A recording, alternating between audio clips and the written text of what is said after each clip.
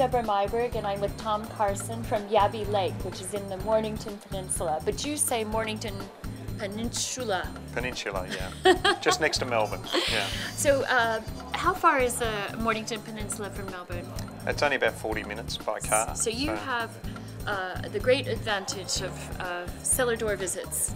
Yeah, well, it's a fantastic region. It's like Melbourne's summer playground. So the best beaches are down on the peninsula, and you know, the population loves to visit down there during summer. And it's benefits from the sea, for the cool air. Well, exactly. Yes, it's a very maritime climate. So it has water on 3 sides.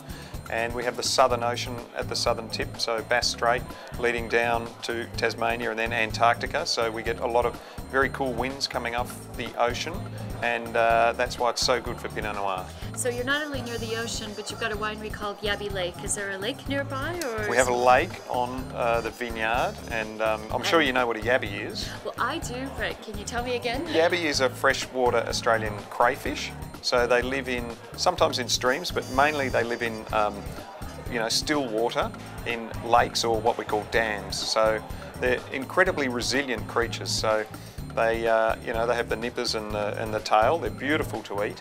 And if the lake runs dry, they will burrow down into the mud, and they can survive for more than 5 years just in the mud. Really? And then when the water comes back, they spring to life and come out and start breeding again. So they're a bit like vines. Yeah, they're a bit like vines. They're tough and hardy, a bit like Aussie guys, you know. How did you get involved in winemaking? Winemaking, well, that's a long time ago. I suppose I was looking for something to do, and a friend of mine was working in a vineyard, so I started working in the vineyard, and then I'd worked in a local bottle shop and got a real interest in wine, and then studied winemaking, and since then, you know, travelled to France and all the great regions of the world, worked in France a number of times. And what do you find is the most interesting aspect of winemaking?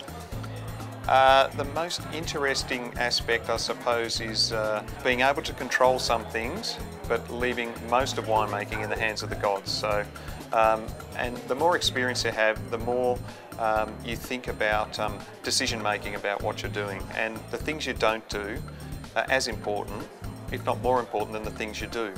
So that's why winemakers get better with age, because they have much more experience dealing with particular sites, varieties and techniques, and we're fine-tuning every year how to bring the best out of the wine.